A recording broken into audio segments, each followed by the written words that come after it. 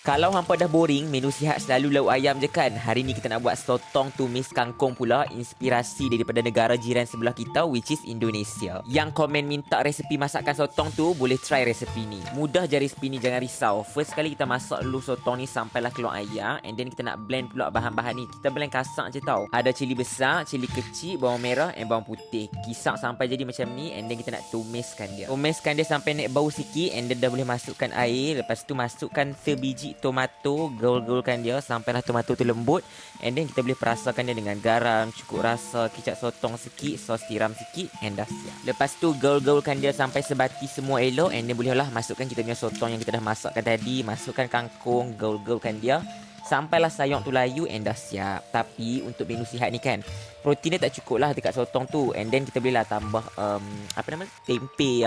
Tempe kan, sebab tempe pun ada protein. So yang tu je untuk menu kali ni. Suka tak makan menu macam ni? Cuba komen. Kalau nak lagi banyak menu menarik macam ni, boleh cepat-cepat follow.